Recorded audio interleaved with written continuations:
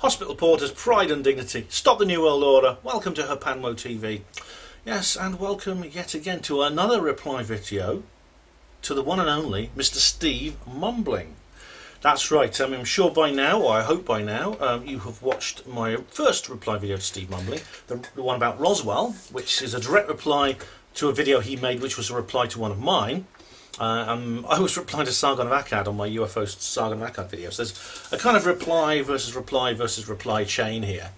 But if you watch that, I do analyse Steve's position on the Roswell incident and several other subjects as well, some of which he touched on, which I'm going to bring up in more detail today because he describes them in more detail in some of his other videos. If you go to his channel, it's well worth looking at. Do go and check him out. There are links in the description box to the videos I'm going to be reviewing, and you can watch some of the other videos there too, some of which I'm also going to make reply videos too. Now, Steve, as you know by now, is a skeptic. He is pretty much a disbeliever in pretty much everything that I believe in. One thing we agree on is that the alien autopsy was fake. Sorry, Colin Wolford, but it was. We both agree on that. Everything else we pretty much disagree on, so I thought, seeing as he's made these videos, I should make some videos tackling some of the points he makes and putting it over my position so that any viewer who comes across Steve's videos will also hopefully come across mine and then get a more balanced viewpoint on the issue. And of course, Steve, no doubt, would say the same about me, which is why he makes his videos. Which is, I think, fair enough, I would say. Now, I'm going to cover 3 videos today because they're videos pretty much about the same subject or several very, very closely related subjects.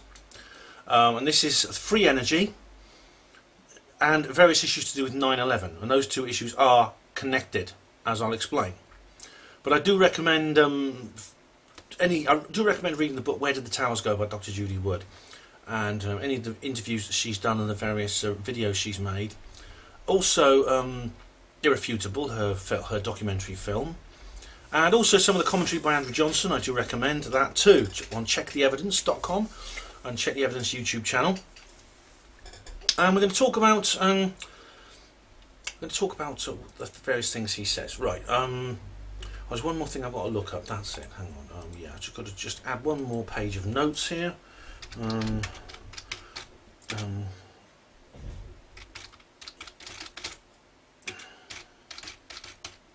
here we go. I just got to find a video here. That's it. Just one moment. Here we go. I'm just gonna. Where is it you wanna go? Sorry, ignore that. This is something I should have done at the beginning of. I'm sorry about that. I might edit the video and cut that out, but I don't know if I can be bothered, to be honest. But basically, I've just got another little page of notes. I just got earlier on I left. Right, that's it. Okay, right, that's it. Okay, so right, let's begin. So the first video I want to talk about is called Free Energy LOL. You can find it on Steve's channel, Steve Mumbling, and there's a link in the show notes, a link in the description box to that. Now, it's Steve talking like he did with mine, but he's pointing his camera at the screen. The still he's using, incidentally, is a picture of a pile of, what can I call it, excrement is a polite word. And it's got a big grinning face and it's raising its thumbs like that. And it's holding some toilet paper. So that's a good start, isn't it? So I'll just play and we'll discuss some of the various issues Steve brings up. Okay, well, what else can I have a little bit of a chat about? Oh, you'll find plenty of things, Steve, I'm sure.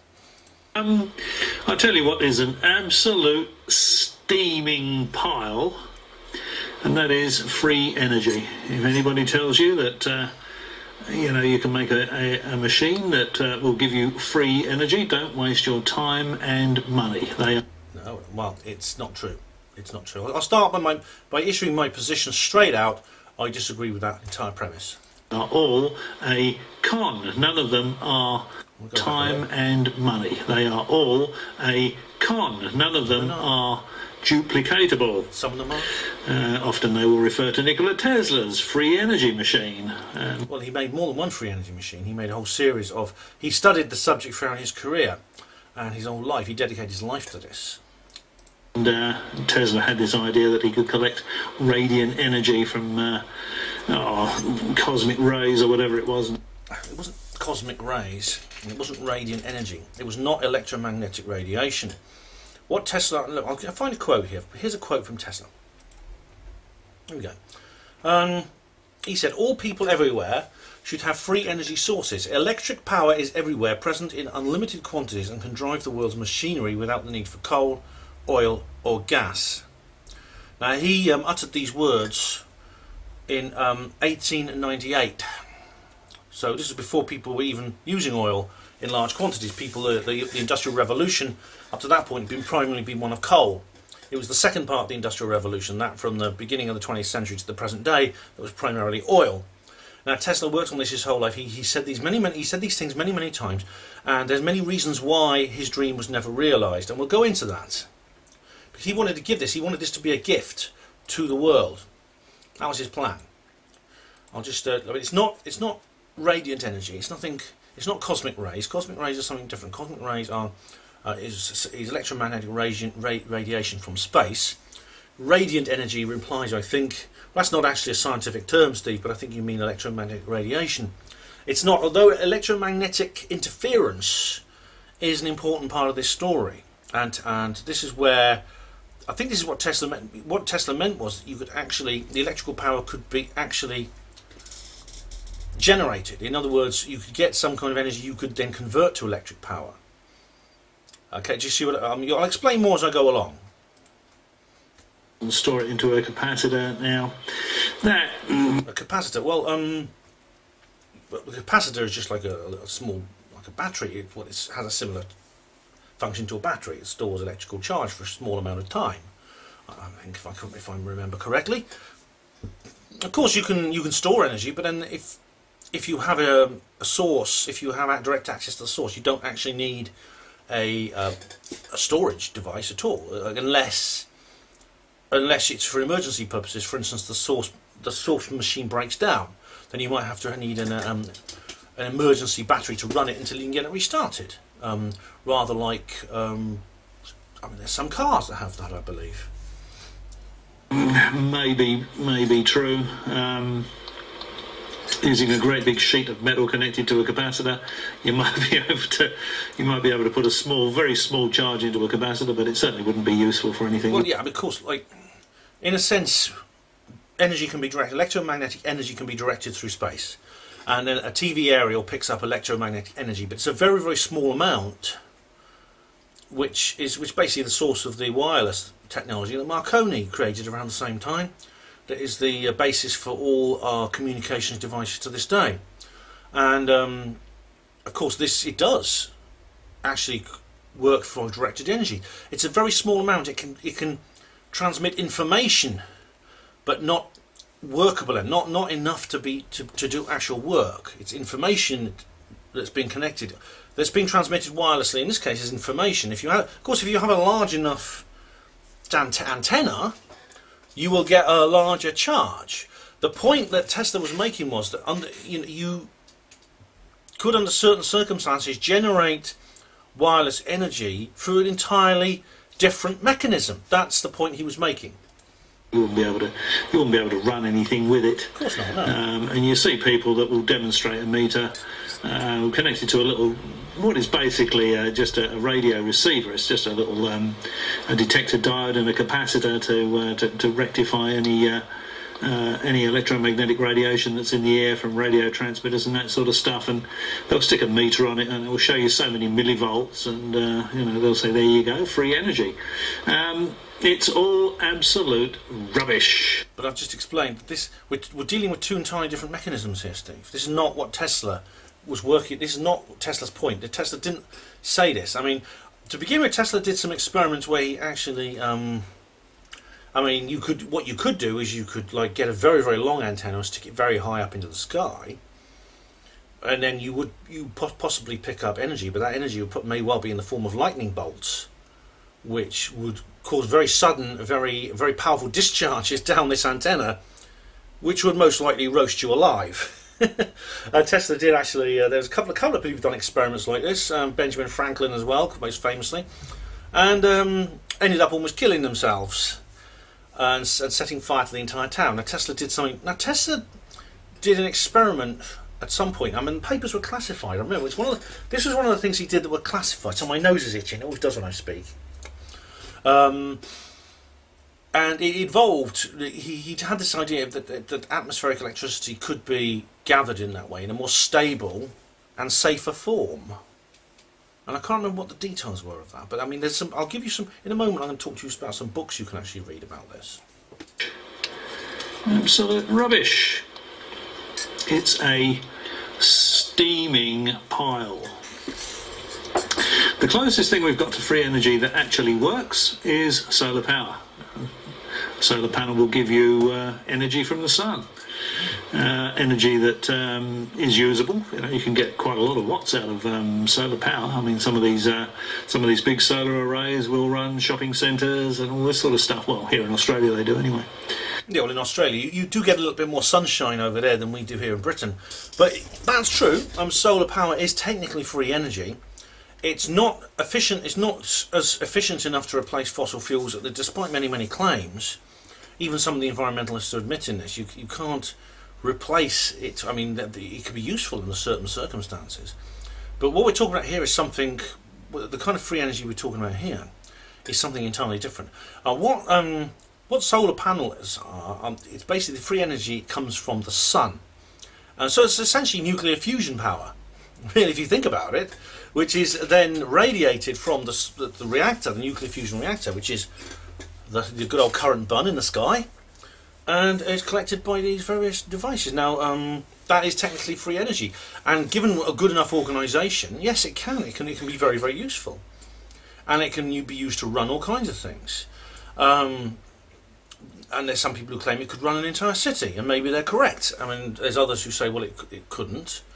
And certainly no one's found a way to make it work practically so it replaces fossil fuels. But what we're talking about here could easily replace fossil fuels, as Tesla understood long ago.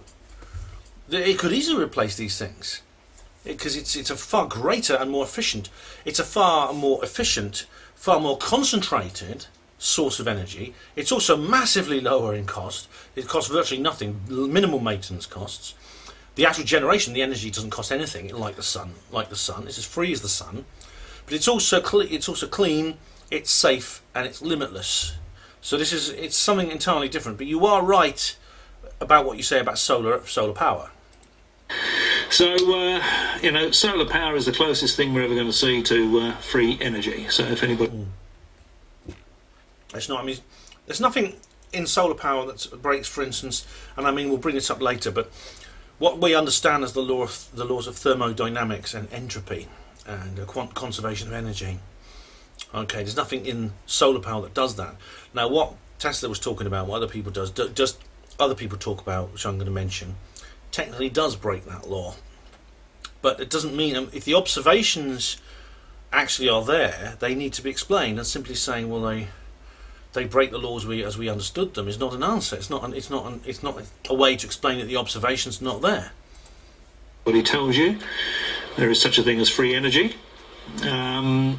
Yeah, just tell them that they are mistaken. No, don't. If someone tells you there's such a thing as free energy, listen to what they have to say.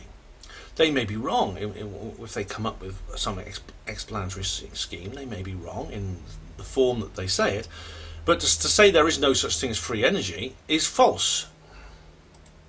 absolute rubbish. No such thing as free energy. It's a steaming pile. It's not, Steve. It's real. Now, another, people are very often, they love to quote Tesla with all these crazy schemes and, how to get free energy and, how to make a death ray. Yeah. Oh, I've just quoted Tesla, okay? I'll read it again. All people everywhere should have free energy power sources. Electric power is everywhere, present in unlimited quantities, and can drive the world's machinery without the need for coal, oil or gas. Now, so why don't we have, well, the question would be, well, why are we not using it? Well, the answer is, there's several answers to that, which I have covered in previous videos, and I will touch on in this video. Basically, well, to put it in a nutshell, as to quote JP Morgan, if I can't put a meter on it, I don't want it. JP Morgan was a business partner of Nikola Tesla, who actually, well, he pretended to support Tesla and pretended to be someone who wanted to develop his technology, when his ultimate intent was to shut it down, just so that people couldn't have it, because he didn't want anyone to use it. Because if you have free energy, you can't charge for it, which means the oil companies collapse. The oil industry collapses. The entire geopolitical world is turned on its head. Oh, fine, look, let me read you. I'm going to read you a quote from my novel. Actually, my novel Ben's. This is a shameless plug for Ben's novel here. It's called Roswell Rising. Let me just find the actual. Where is it? Where is it? Okay, right. Let me just get to the right spot. Okay, now this is a quote. I'll just read you a little segment from my book. Right.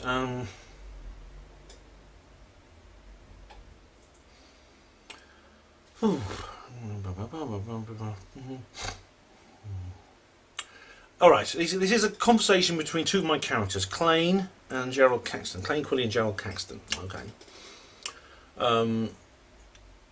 Okay.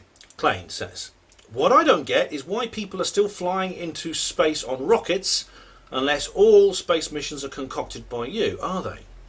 No, the orbital missions are real, going right back to Athena Zevrea 1, or only the moon ones are fake.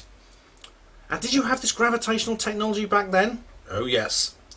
Then why is the AASA not using it? They don't know about it." Klein guffawed. "Are you serious?" Caxton grinned at him.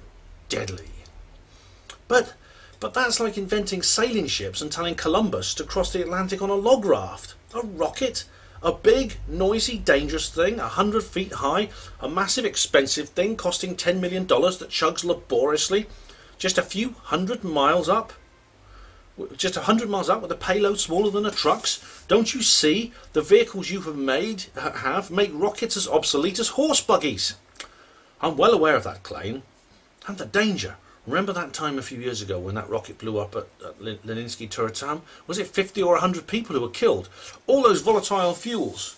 That it just takes one spark to ignite. And holy shit, this isn't just about space. We don't even need aeroplanes anymore. We don't even need cars and roads, for Christ's sake. What kind of fuel does your disk use to generate its field?" "It requires an initial electrical current to begin the process, but once it's running, it is self-sustaining. The field is itself a source of the energy it uses." Klein's jaw dropped. "But that means energy that is free and limitless. My God, it could transform the world forever. I can't even begin to imagine." His mind suddenly recoiled to slum tenement blocks he'd seen in Cork in 1950. "Gerald, this will end poverty. A free and limitless supply of energy. Nobody ever need be hungry, thirsty or homeless again." "Klein," Caxton interjected quietly, "look at what's on TV at the moment, Gerald. How many millions of people are dying right now in Abyssinia? Why? Because they've had no rain for a decade." "Klein, with these machines they don't need rain. They can get all the water from the oceans, filter out the salt and pump it inland wherever they want to irrigate their farms for no cost at all." "Klein, what about in America, Gerald? How many old people die every winter because they can't afford to heat their homes? Homes run on what? Gas, oil, coal. While all the time this energy exists that will save their lives."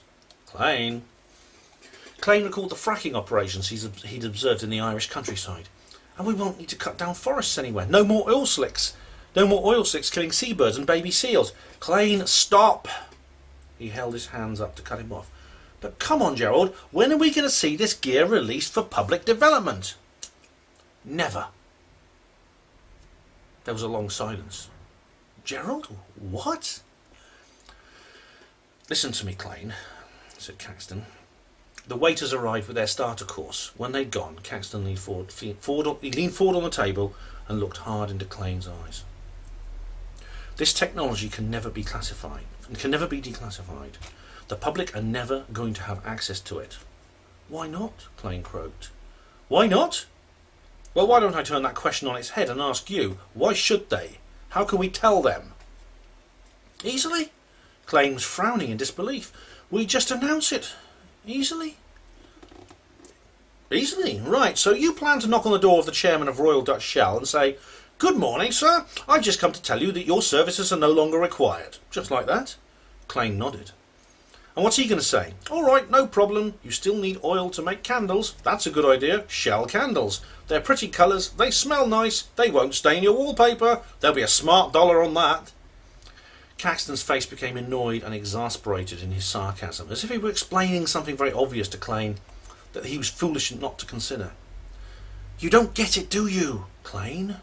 Oil is not the biggest industry in the world. It is industry. It is the lifeblood and the lubricant of civilization. Take that away and what happens? The world order as we know it will descend into chaos. The West will fall into mediocrity. India and China will dominate the globe with their huge populations and vast resources. Energy needs to be rationed and distributed strategically in order to maintain a stable human world." Klein poked at his Waldorf salad with a silver fork. "How long have you had these discs?" "The disc we travelled in was built specially for the Mars-Venus stagecraft, but we've been developing gravitational field generators for about 60 years. The Nazis built a working prototype in 1940. We gained a lot of top technology after the war when we sequestered their scientists via Operation Paperclip." And he said, and I'll skip the next bit, but then he says, "So we could have started moving towards a world of free energy before this century even began." Caxton shrugged and took a gulp of wine. "In a fantasy world, Klein, not in real life. In those days, most people didn't use oil. Coal was the primary fossil fuel." Klein stared at him balefully. "And you can't exactly come clean now, can you? How would you dig yourself out of that hole? Sorry, you starving Abyssinians. We forgot to tell you that we had the means to save millions of your people's lives. Well, we didn't exactly forget, we just decided not to tell you. Sorry, freezing pensioners in Montana. Sorry, dead whales." "Sarcasm suits me better than you, Klein." Caxton laughed in an eerily similar way to Carl Dennison. "This is what I mean when I say the world is built upon an essential and inevitable foundation of lies." Okay, so I'll stop reading there. Okay, but look, if you want to read the rest of the book is called... I've got a copy. I don't have a copy in my room right now, but I mean, just look at the trailer. I've got a trailer for my books on my channel, so you can see. But it's called Roswell Rising, a novel of disclosure by Ben Emlyn Jones, and I've written a sequel called Roswell Revealed: A World After Disclosure. Okay, shameless plug over. Let's continue with Steve's video. But the reason I read that bit out was not to advertise my book. It was just to explain to you that there's not only does this technology exist, but there's every reason to suppose on theoretical grounds, and indeed there's other forms of evidence as well, that it has been suppressed. It has been kept from general use. It has been kept out of public development. I hope you understand that. If you want to know any more, I've made several videos, energy politics and UFOs. There's a couple of other videos I've made, a couple of the UFO disclosure videos I've made. You can check those out, okay, for more details exactly why I think as I do. So let's carry on with Steve's video. Now, if there was anything to Nikola Tesla's death ray, yes, Right, the death ray. Now we're talking about the weaponisation of free energy. And this is an important point, which Steve's going to come back to several times. Don't you think that during the Second World War, the Americans, they would have said, look, you know, we're in trouble in the Pacific, we're fighting the Japanese, we're losing a lot of guys, we're losing a lot of guys in Europe fighting the Germans, the Italians. We really need your death ray, Mr. Tesla, because remember, Tesla didn't die until 1943.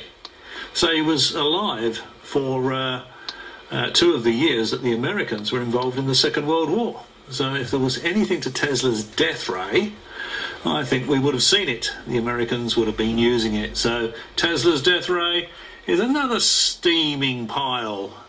Oh, really? Right. So they get hold of the death ray, okay, and they start using it in the war. Okay. Now, if they get it, it's rather like with nuclear weapons. It's only a matter of time before the enemy also get it, and in fact, it's possible that they already were developing it. I mean, there's several different sources for this particular for this kind of technology. I mean, I mentioned that Tesla is an obvious one, but there were other people. There was George Pigott. There was a couple of other individuals. There was a guy called in Russia. What's his name? The guy with the he put the fly's wings on a piece of wood. What's his name? I can't remember his name, but there are several people in, was it Polyakov? What was his name? But he worked with anti-gravity and things like that in Russia. I think around about in the immediate pre-Soviet era. So we're talking about the early 20th century, the pre-Bolshevik era. Now, this first thing, if you're in warfare and one side starts using a weapon, the other side starts using it. Now, as Dr. Judy Wood has explained, and we're going to come on to Dr. Judy Wood, this kind of kind of weapon we're talking about here is something that is potentially far more deadly even than a hydrogen bomb. If you can imagine what was done to the World Trade Center, which I'm going to talk about in a little while, because I'll come on to another video that Steve's made. Imagine you scaled that up, which you could do very easily. The source of the destructive power is virtually limitless. You could scale it up till it could destroy an entire city, or an entire country, or an entire continent, or maybe even the entire planet. I think during the war it was necessary not to escalate things to that point. I think if, for example, Japan had developed the atomic bomb in the same way the Americans did, I doubt if they would have dropped one on Hiroshima. They dropped it on Hiroshima because they knew at the time they could get away with it, because there would be no nuclear retaliation. One of the first things that happened at the end of the war and the start of the Cold War was that the Soviet Union worked as hard as it could to build its own atomic weapon. And I covered this in the Roswell video I did in reply to Steve. Literally within a couple of years at the end of the war, both sides had the atomic bomb and all hell broke loose, because then we had the nuclear standoff and the arms race and the possibility of global annihilation using nuclear weapons. Now, if the free energy weaponization had occurred in the same way, publicly, if it had been developed openly and publicly, that would have been far, far worse. So that's one reason why you would not want to use this just willy-nilly in warfare. Another reason was, I mean, there are several theories. I mean, I've been looking at several people such as G. Edward Griffin and other people like that who've been talking about and Brian Desborough mentions this, about how they also needed the war to keep going for a bit longer for economic purposes. They needed it to last at least until the mid-1940s, because it's all to do with the Great Depression and things like that, and the stock market crash, and the need to in a sense wipe the world's economic slate clean, and the war was the method to do that. So there was financial reasons why the war needed to keep going. I don't have all the details to hand, but I think G. Edward Griffin wrote about this, and who else? Brian Desborough wrote about it. There's not Anthony Sutton. No, he came later. I can't remember. But there's several authors who discussed this point. So that's another reason why you wouldn't want to bring in a decisive weapon too early in the war. Another reason is that, as we found with indeed nuclear fission, I mean, as soon as the sword is created It's only a matter of time before someone sees the potential for the ploughshare. So the same technology that was used to create the bomb, which destroyed Hiroshima and Nagasaki at the end of the war, it was obviously at the time. They said that if you could, this particular nuclear reaction using the right materials in the right form could also generate a heat. It could create a heating element that could generate power, which of course led to nuclear fission power, which is in use in the thousands of nuclear power stations across the world today. Now, if you translate that into a world of free energy and Tesla technology, basically the suppression of free energy is over. You can't build the weapon, use the weapon openly, because I mean, Steve, you've got to realise that this weapon has been used. You see, talk about the death ray. The death ray has been used. The death ray was used on 9/11 to destroy the World Trade Center. There's several other occasions where I suspect it's been used. Now, I think what you mean here is using it openly as a weapon of war to destroy the enemy. Now, if you do that, you have to tell people you've got it, and people will get the idea of generating energy from it, and then you have the oil industry over, and all the other things from that quote from my book. So, yeah, that's, read my book to find out more. Available at all good bookshops now. So that's why if Tesla did indeed create a death ray, I know a bit less. I don't know as much about that. I've heard about that. There was an article in Nexus about it actually, which was it was actually a reprint of an article that was published in an electrical engineering journal in 1915, talking about the need some electromagnetic weapon to destroy torpedoes, which were destroying ships. It was during the Great War. I'll carry on with Steve's video anyway.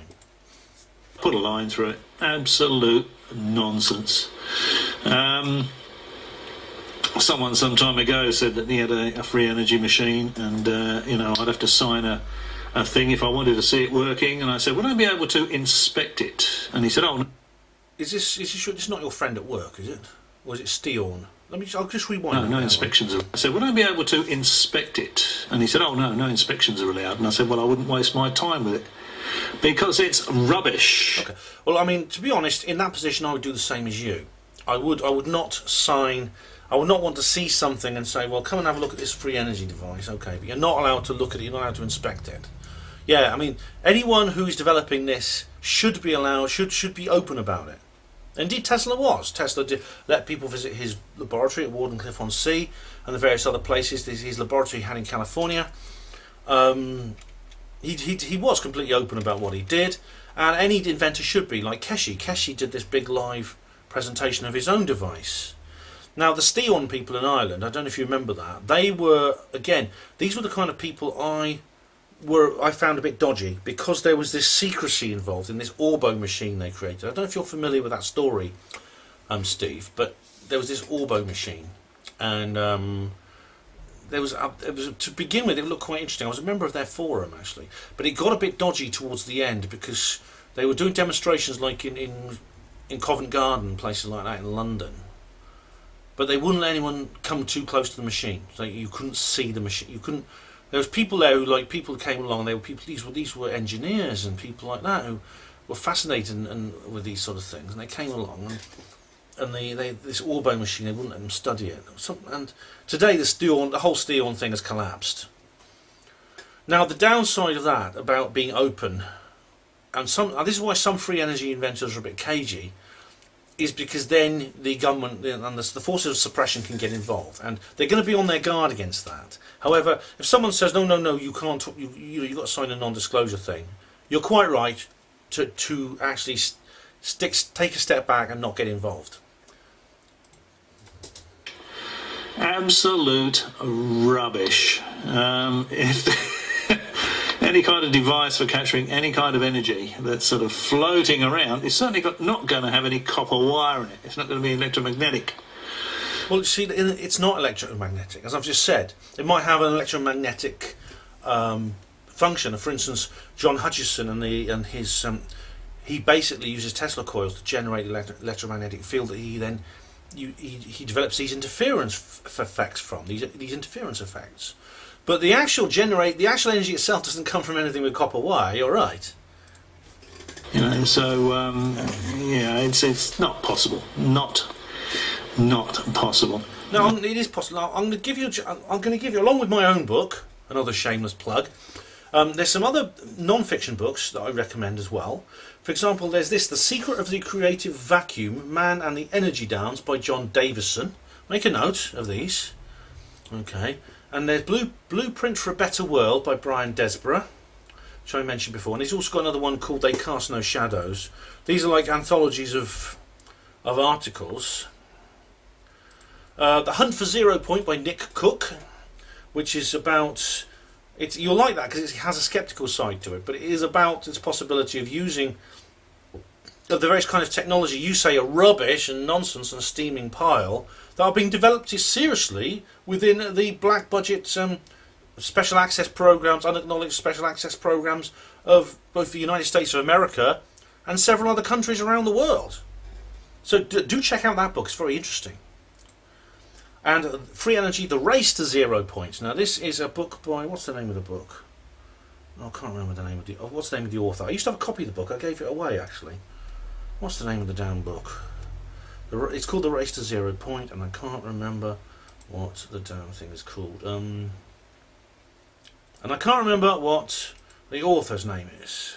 And I've got a picture of it here, and I can't see, maybe my eyesight's going a bit, I can't see, what's the author's name?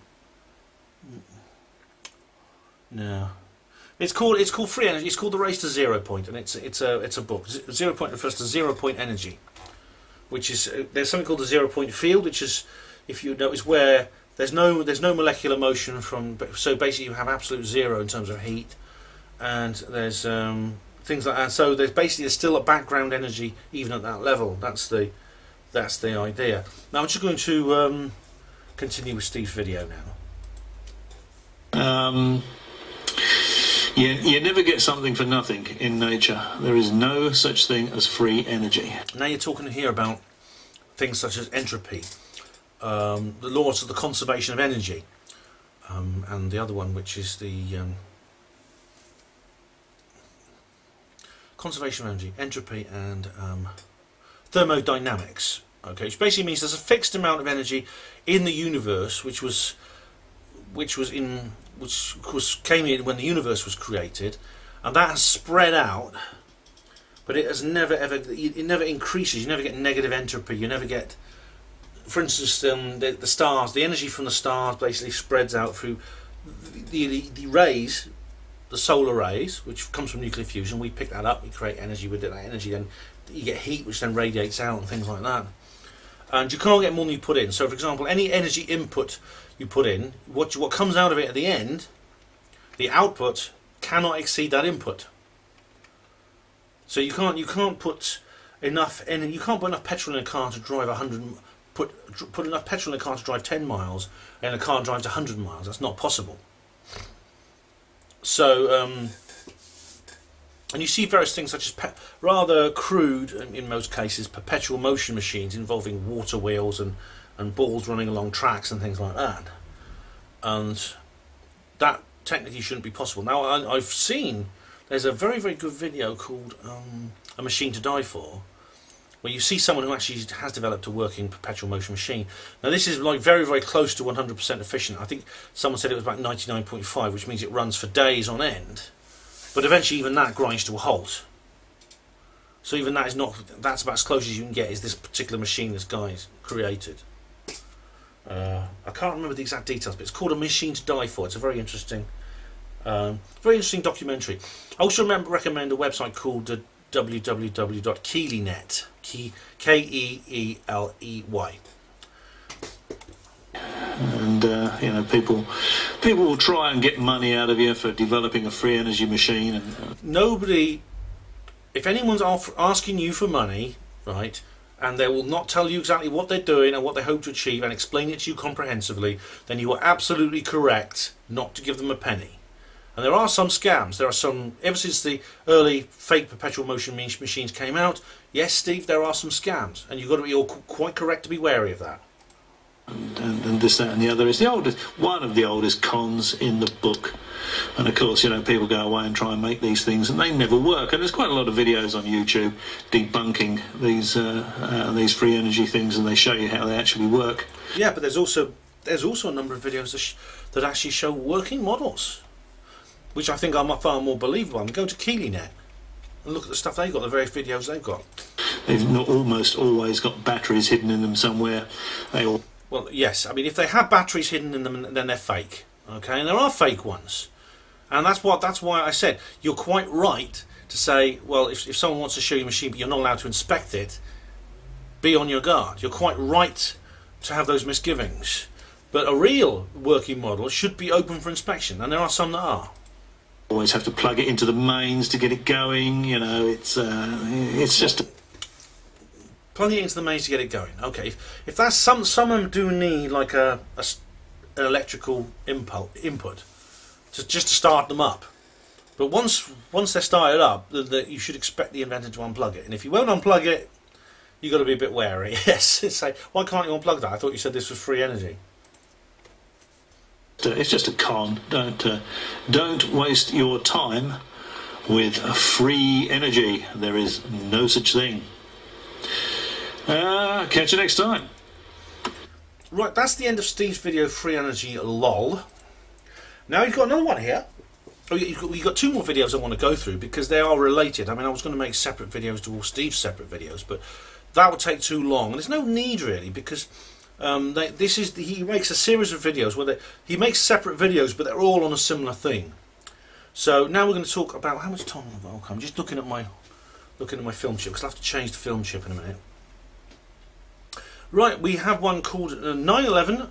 Sorry, it's called Dr. Judy Wood. More 9/11 nonsense. Ellipsis. So let's go through this one. Again, it's available on Steve's channel, and there is a link in the description box to the video. Okay, now I'm doing these clips at different times. I've got 10 minutes. He's this is another screen over. He's got his camera pointing at the screen again, and in his hand. As I said, Steve, get yourself a tripod. Get yourself one of those little tripods. As I said in the previous film, you can pick them up just for a few pounds, and they're just like these, and you like these adjustable, flexible legs, and you can stick them on your desk and point your camera at the screen, and you'll have both hands free, and you won't get a tired arm.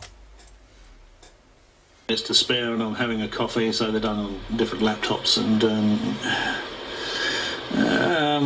they might look and sound a little bit different, but the only thing I'll probably have in common is that I'll be holding the camera in my left hand, and I can't see the play pause button, so I'm going to look around the camera or move the camera, and it will shake around a little bit. So apologies for that.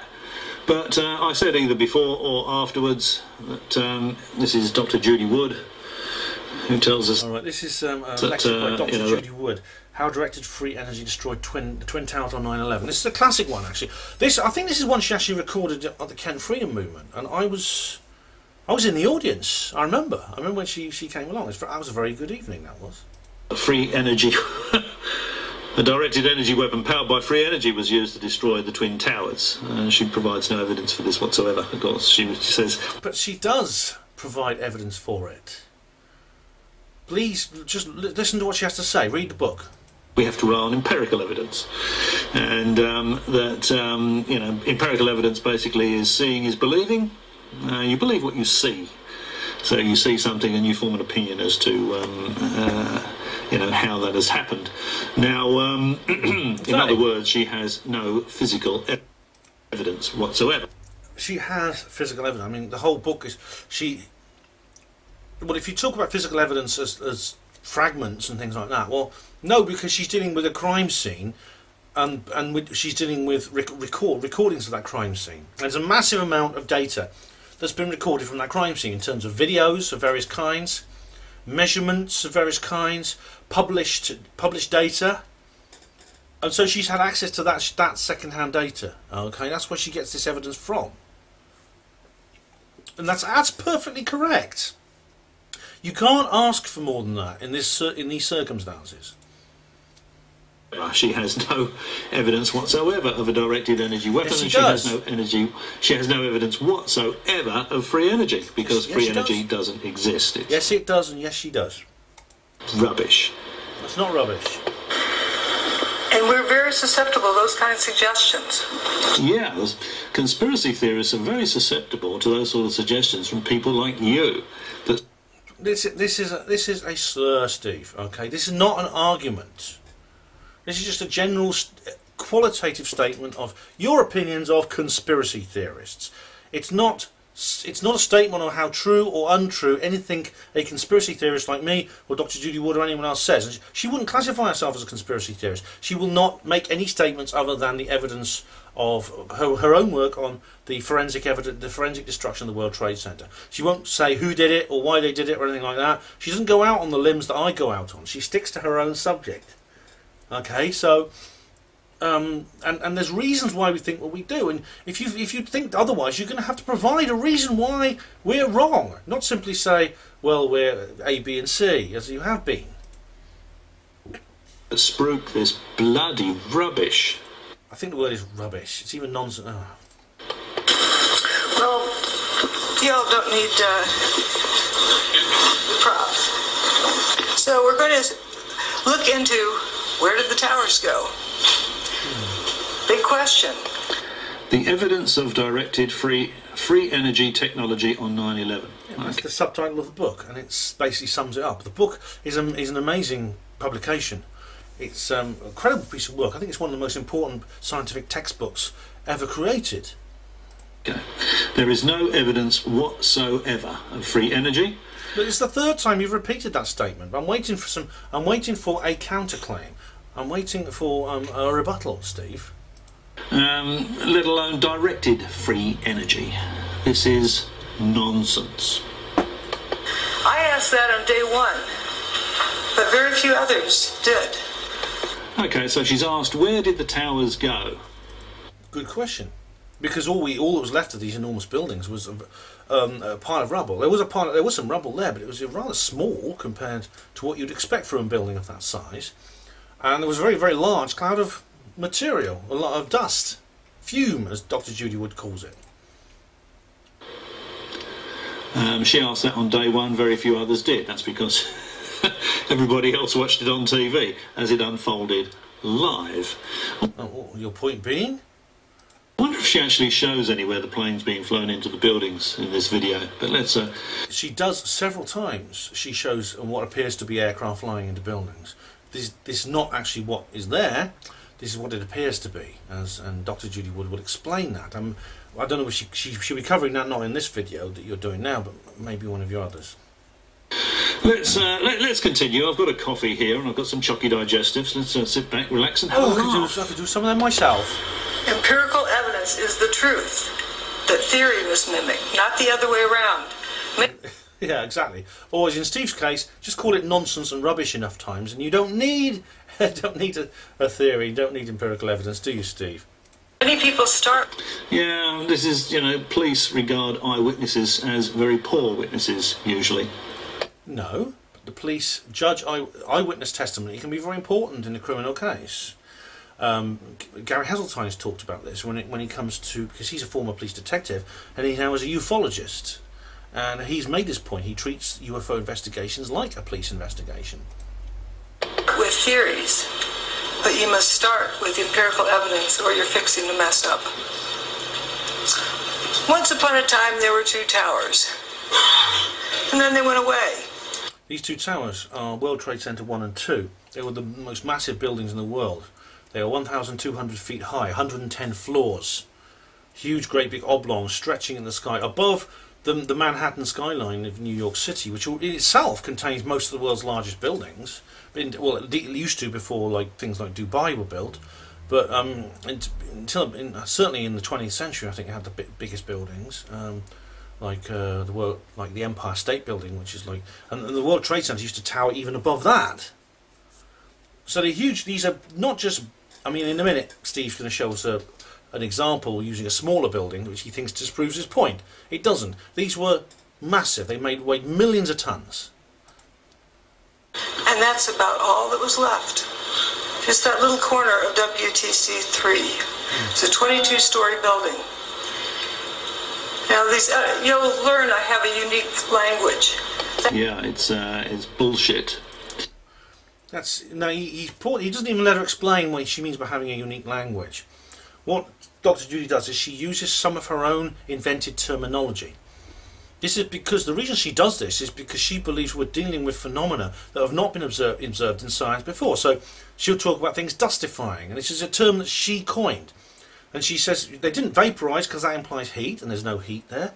They didn't pulverise because that implies mechanical action, and there's no mechanical action. They dustified because she believes we're talking about a separate process, which is independent of those other two known processes. This is what she means when she says she has a different language. And similarly, so, oh yeah, bullshit. That's a cheap shot, Steve. It's a silly slur.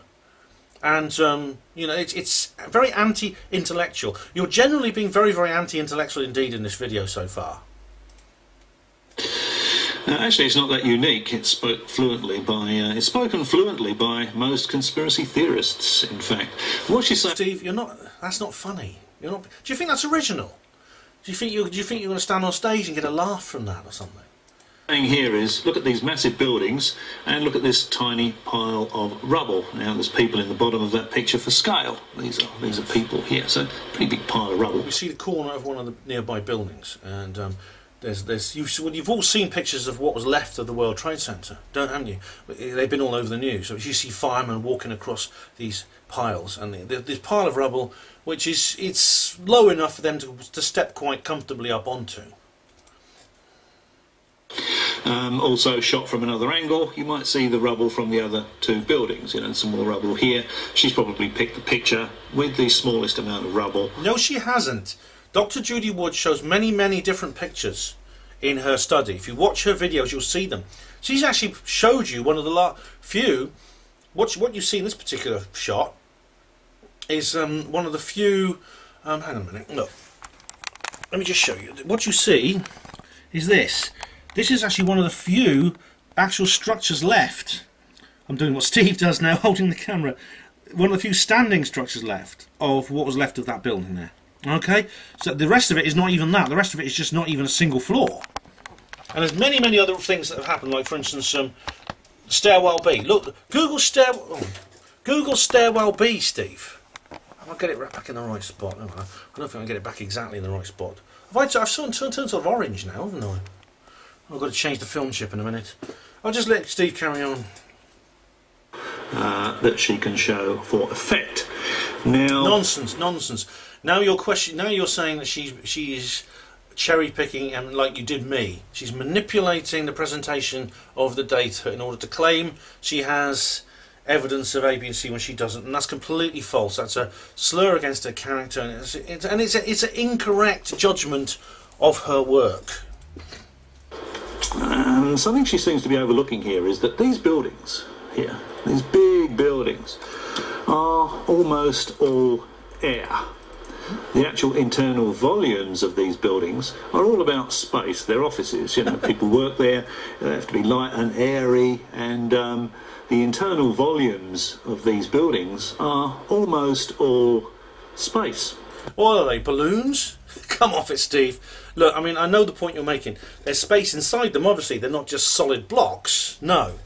But, I mean, Dr. Judy Wood actually shows, I mean, she's actually done calculations of exactly how much solid material is actually in the World Trade Center. For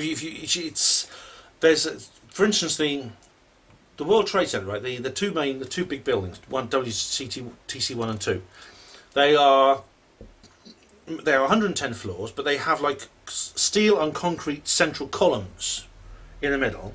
They have a load-bearing wall of steel structures, which she calls weak checks, and the other rest of the structure is just like internal floor structure and things like that.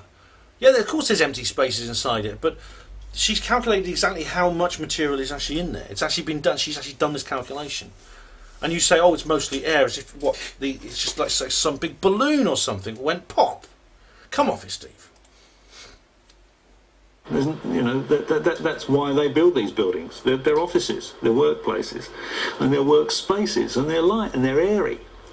So, you know, people tend to construct these buildings with you know, the structural integrity they need to support the internal volumes of the offices they want to sell or rent. Yeah, and there are 110 floors. You do need a large amount of structure in order to support the weight of itself.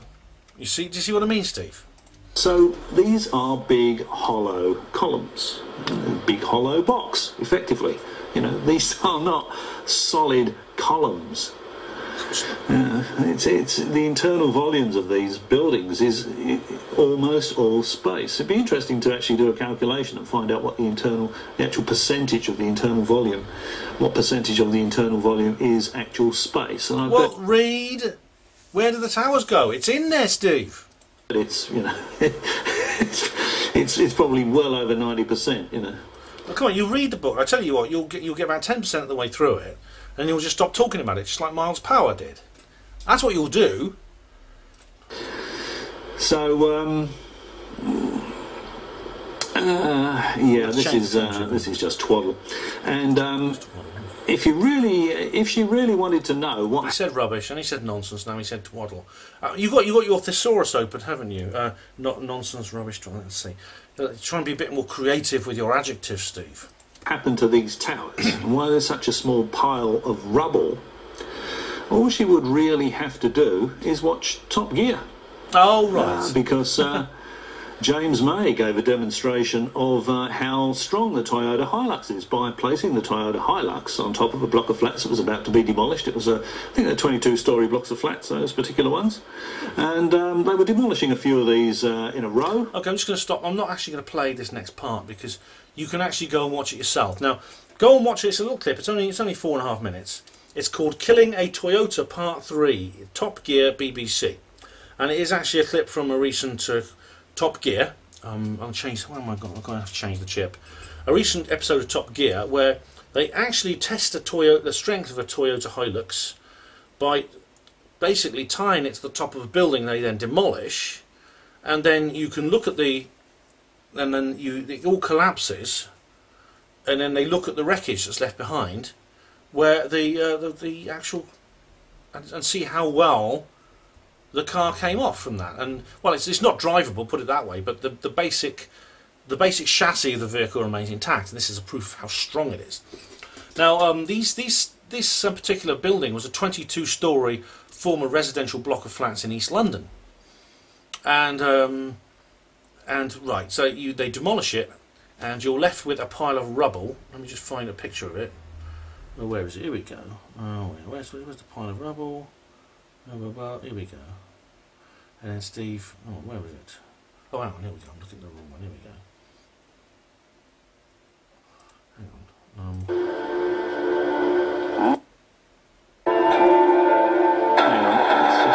Right, this is the pile of rubble you're left with. It looks like that. Okay, you can look this up online yourself. There's the pile of rubble, and there you see there's a JCB beside it for scale. Let me get you another picture of the pile of rubble, because it's important, this. So you know, I'm going to have to change the filter. Here we go. Here we go. Let's get a wider angle shot. There we hang on. What am I going doing for time? Okay, that's the entire block there. See, there's the block. There's the pile of rubble. You see it?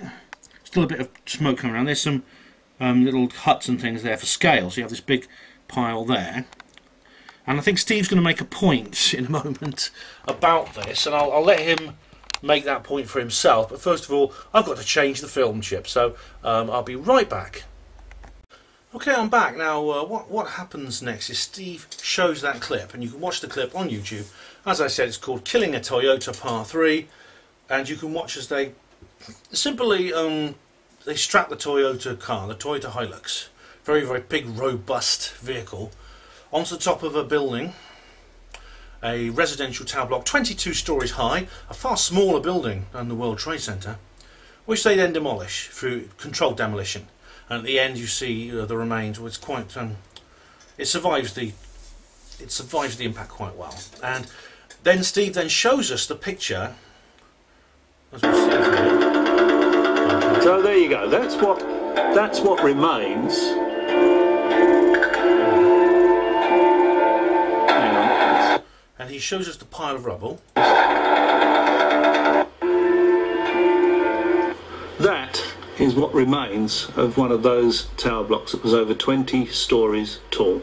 A little pile of rubble with a car on top.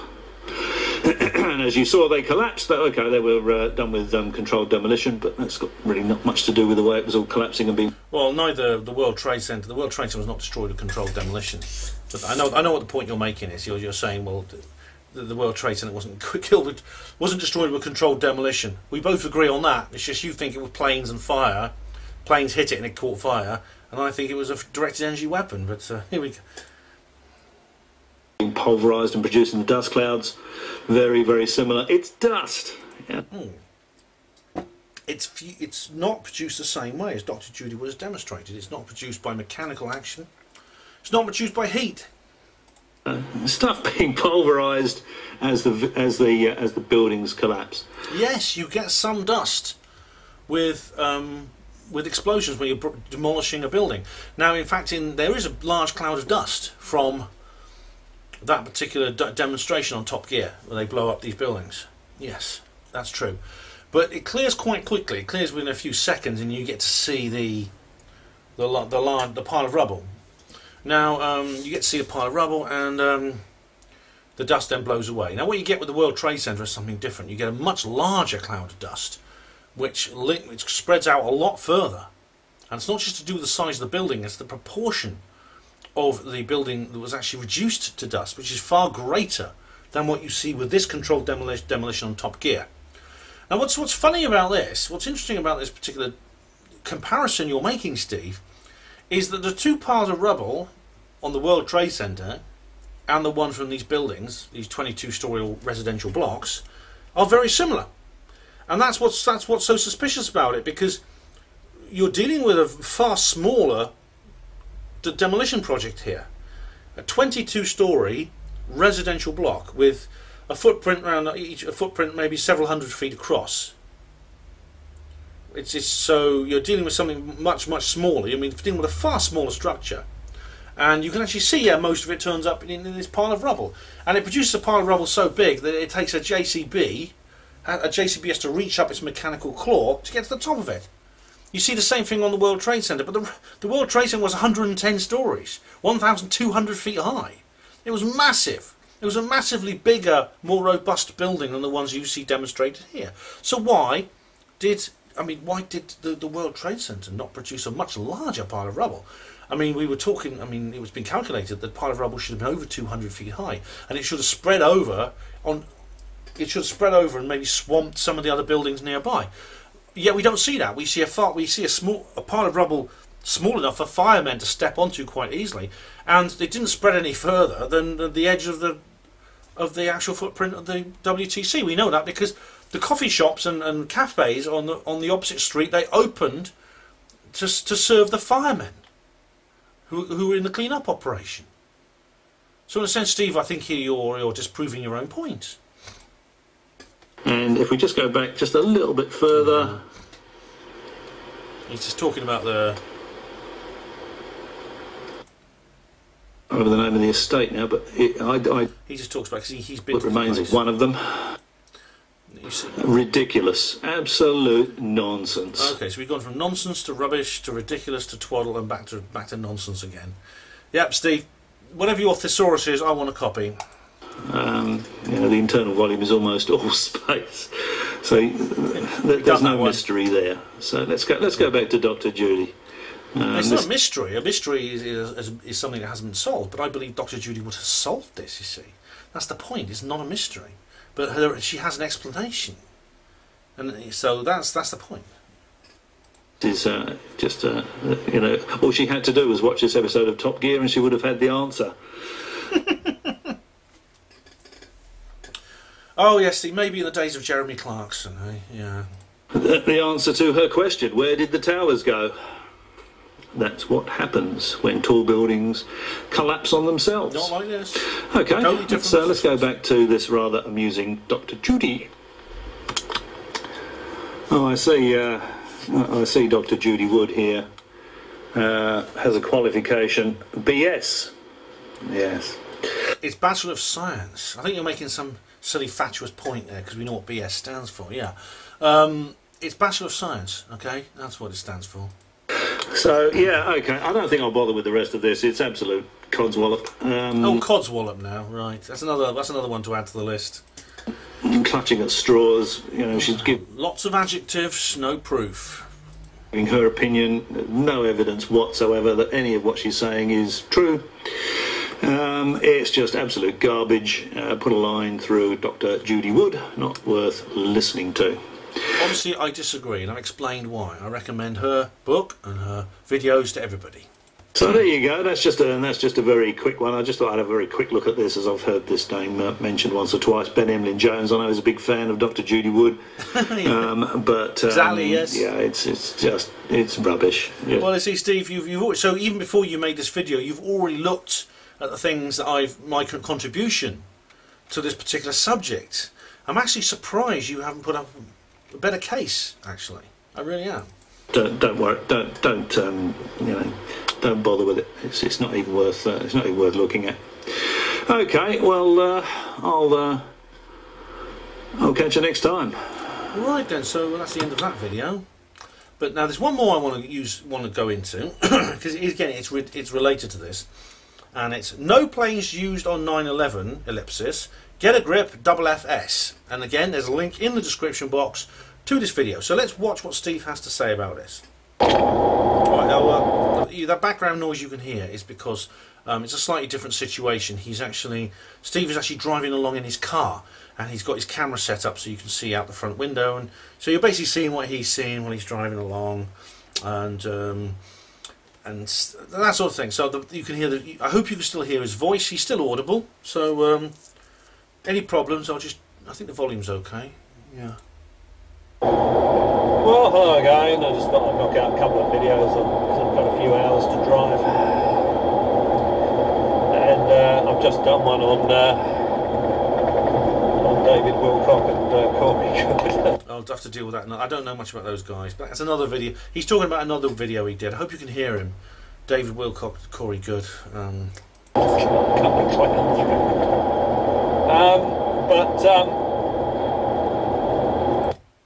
I can hear his voice, and I can hear what he's saying. So I assume you guys can as well, because I've got the speaker right up next to the microphone on my camera.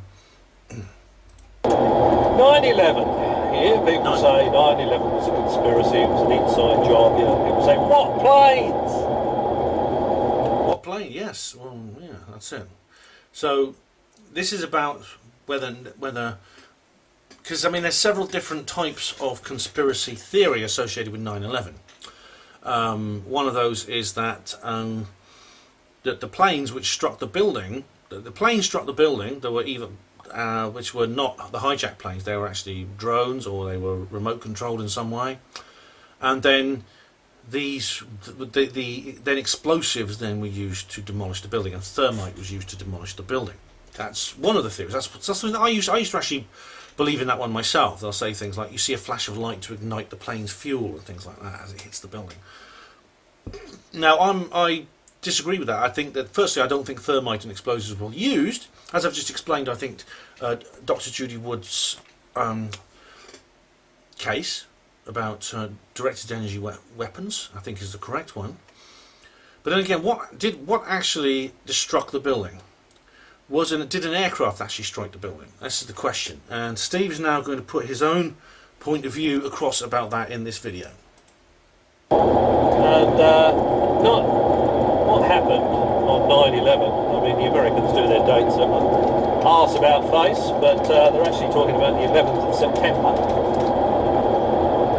not the 9th of November. Yeah, so because I suppose he's Australian, I'm British, and of course. People say 9/11. 9/11's become the tagline, but of course Americans put the month first in terms of the numerical. If they're doing numerical dates, so today's date is the 29th of January, not 2018. So we in Britain and in Australia we would say 29/1/18. Americans would say 1/29/18, and so you get 9/11. But I think that's the point he's making. But it's sort of more. I suppose it has more of a 11/9 just doesn't fit quite as well. It doesn't have. It's not quite as you can't put it into song lyrics and things like that quite as well. And also 911, of course, is what you dial in America for the emergency services, which is a link there. You see, just a bit of psychological warfare that was. Is exactly as depicted by the government and in the history books. The terrorists hijacked the planes and they flew them into the building. No, they didn't. There's no evidence these terrorists... well, the few terrorists that have actually been named, a couple of them have turned up alive. So what did they parachute out of the planes at the last minute? I honestly thought, right, that this was what someone would come up with in the mainstream. I mean, it's got to make more sense than the bloody passport, hasn't it? Remember the mysterious fireproof passport? It's as simple as that. No, it's not. People say there were no aircraft involved. Okay, well let's just look at that argument for a second. Yeah, I would say there were no aircraft struck the building. I wouldn't say no aircraft were involved. Is a big. It depends what you mean by that. I would say what you see in the mainstream is aircraft strike the building. Actually, did not happen. No aircraft struck the building.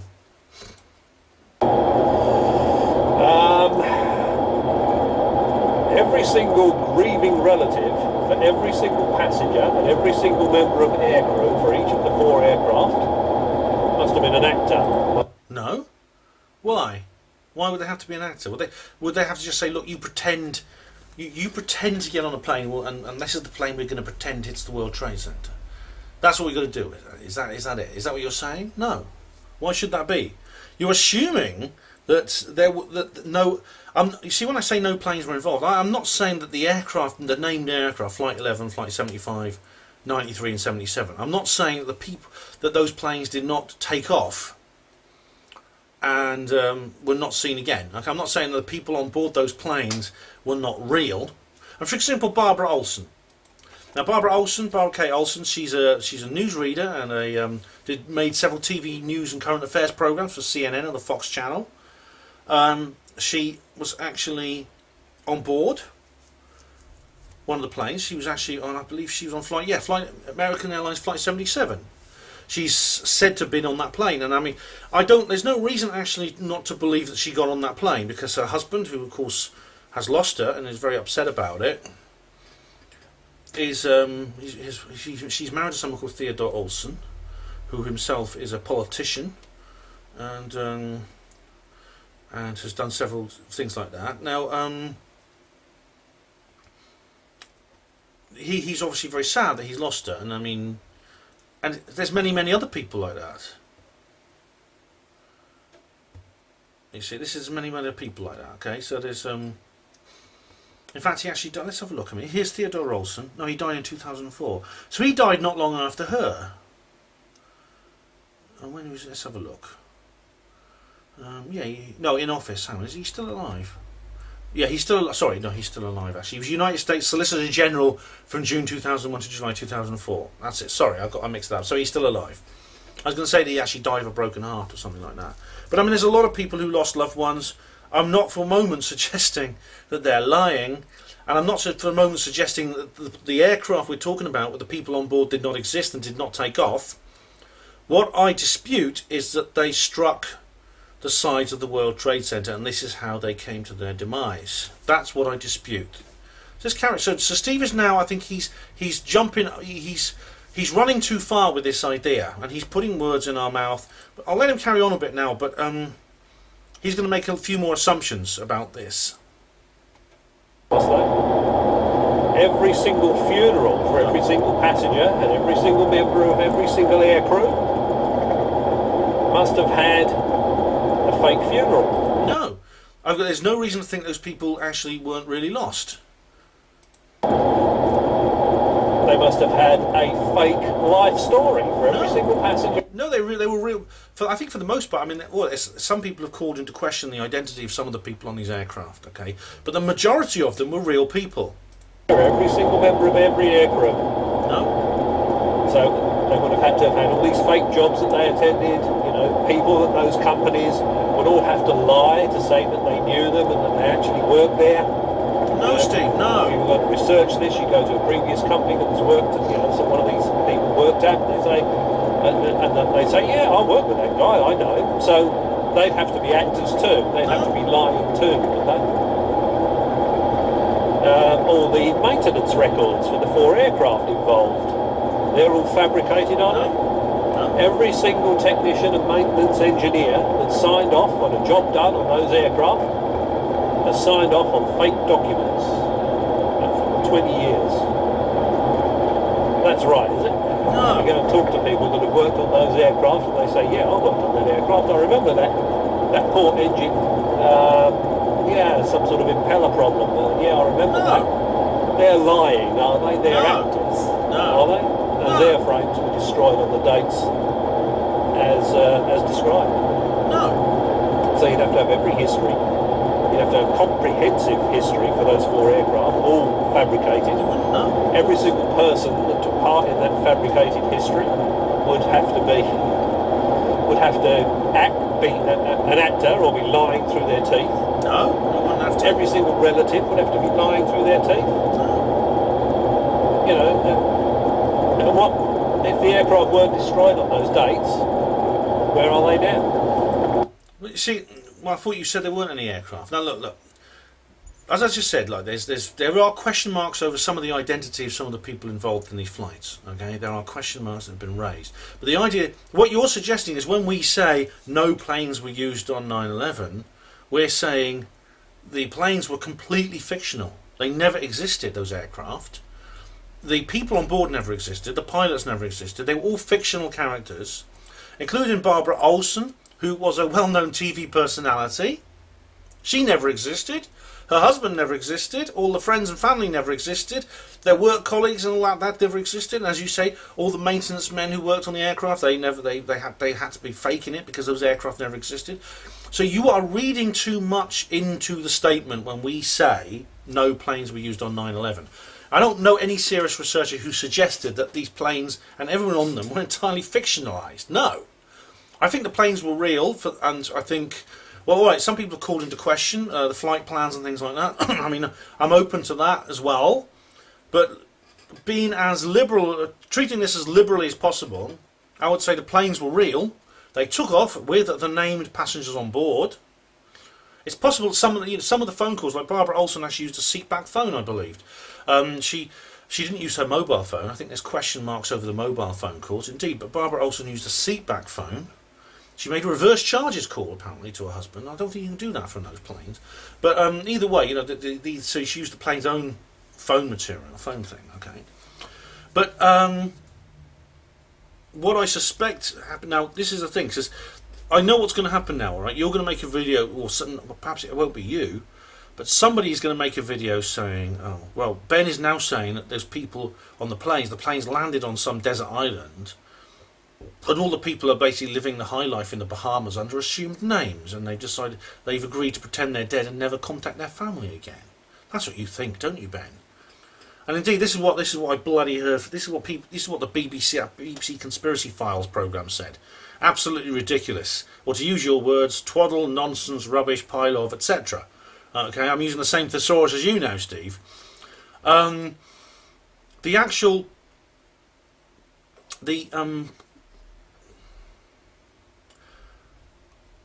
The truth of the matter is, it's unlikely those people are still alive, and it's unlikely those aircraft are still in one piece or are still anywhere. I mean, I'm not going to speculate on exactly what was done with those aircraft and the people on board, but sadly, it's unlikely that they're still alive.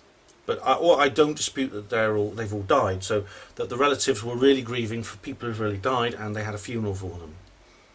But I do believe that those people did not die when the plane struck the sides of the World Trade Center. I mean, Dr. Judy Wood has talked about this in great detail, but you've got to believe the official story on 9/11. You have to believe that an aircraft, now a jet airliner, is an aluminium-framed aircraft. It's got an aluminium frame. It has to be as light as possible to be able to fly.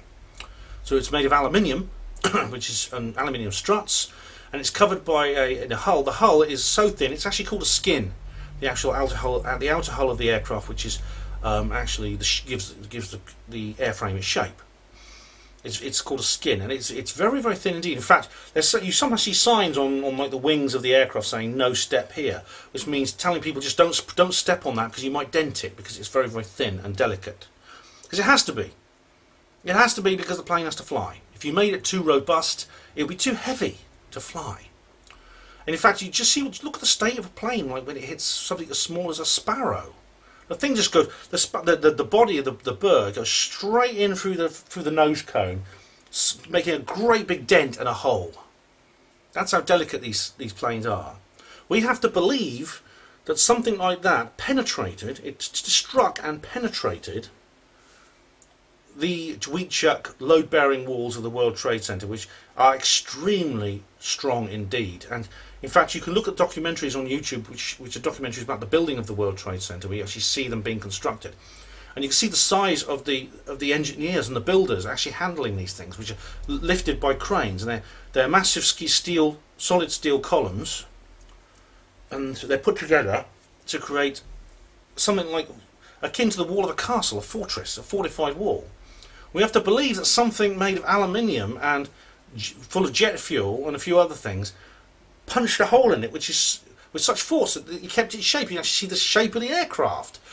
You look at the Hezekiah film; it goes straight in there. You can see like a shape of an aeroplane-shaped hole. Even the wingtips sliced through these load-bearing walls. But there's a guy called Stephen Diak who suggests an experiment using a rocket sled to actually take one of these load-bearing structures, a piece of aircraft wing, and smash the two together to see which one comes off better off. According to the official story, those load-bearing columns would be basically sliced in through by this aircraft wing. It's not feasible that this could possibly happen. Where are those passengers now? As I said, Steve, unfortunately those passengers are probably no longer with us. I don't know what happened to them. I don't know what happened to the aircraft, but they didn't smash into the World Trade Center. I don't know what happened to them. Those air crews now. To say that those 4 aircraft weren't involved in that incident on 9/11, as the Americans call it, is too ridiculous for words. Well, you seem to find plenty of words for it, Steve. Okay, so it's not that ridiculous. You found a lot of words to explain why you think it's ridiculous. Just sit down and think about what I've just said. That's what I'm doing, and that's what I hope the viewers of this video and Steve's video do. I mean, watch Steve's side of the story. Make your own minds up. It's too ridiculous for words. Okay, that's a short one. That's about all I've got to say on 9/11. A bit more. The great 9/11 conspiracy. No such thing. Exactly as depicted. No. Look, even the mainstream story of the 9/11 is a conspiracy theory. Everything associated with 9/11 is a conspiracy theory. If you believe the mainstream version of 9/11, then you are a conspiracy theorist, because you believe there was a conspiracy involving bin Laden and 19 Muslims to hijack aircraft with hardware tools and overcome the best defended airspace in history, to then drive them into the walls of buildings and make massive great big holes in them with nothing more than a flying beer can. Okay, you are a conspiracy theorist if you believe this. Because it is a conspiracy theory. The question is, does the evidence stand up for the official, what I call the 19 hijackers theory, which is what it is. Just because it's been on all the TVs and everyone in the mainstream believes it, doesn't mean it's somehow not a conspiracy theory. And I mean, Dr. Karen Douglas has talked about this. Now, she's recently changed her mind as well. I talked about her in my Skeptic video. So I'm hoping to go to one of her live shows, actually, have a word with her. I did get to speak to her briefly at the ASAP event, but because I mean, it's funny that a lot of her public events have been cancelled actually lately, which is very, very strange. That's another subject anyway. But I'll just let Steve carry on. But basically, the mainstream story of 9/11, the official conspiracy theory, doesn't stand up to the evidence, unfortunately. And just because it's being repeated on the BBC and other locations, doesn't manifest it as an argument. That doesn't quantify it.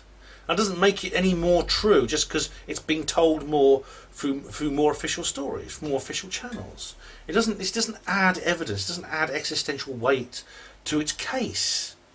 Do you see what I mean? It doesn't constitute reality. Planes were hijacked, flown into the buildings, the other one crashed in wherever it was. Simple as that. Yeah. I'm afraid. So, if you don't believe that, you're going to just have to get over it. Thanks for watching. We'll catch you next time. Get over it? I don't know what you mean by get over it. We're talking here about evidence, Steve. Evidence. And as I said, just because something is repeated on the news doesn't mean evidence, doesn't equal evidence. And unfortunately, what you said here, for reasons I've explained, when you talked about free energy, when you've talked about 9/11, when you talked about Dr. Judy Wood and the destruction of the World Trade Center, is distinctly flawed. Your theoretical model is completely flawed. And so that's why I've said what I've done. You yourself have responded to me many times in the comment sections of my video, and with your own reply video to me, and you're perfectly welcome to do that. And so, but of course, obviously I'm going to put my side of the story across too, as well. And I think you're incorrect, and I've explained why I think you're incorrect. And you know, you're really not going to want to hear this, Steve, but you are actually doing the UFO conspiracy paranormal believing community an enormous service. Did you know that? You're actually doing us a huge favour, because you are actually adding energy to our community, and you're actually preventing us becoming just an echo chamber of agreement. Now don't go deleting your videos, please, with that knowledge, because I want to reply to some of your others. Alright. So, but Steve, thank you very much for your videos. I appreciate you making them, because it obviously gives me subject matter which I can make videos of myself. So, thanks a lot for that, and I look forward to reviewing your future videos. And you've actually made some. I know you've made at least one. You've made at least one video since I replied to your Roswell one. So I'm going to have to get around to that as well. So it'll take me a while though, because I've got some more of your original videos I want to reply to first. Well, thanks very much, Steve Mumbling, for another video, and I'll reply to some of your others. As for everyone who's watched, many thanks to you as well. Hospital Reporters, Pride and Dignity, Stop the New World Order.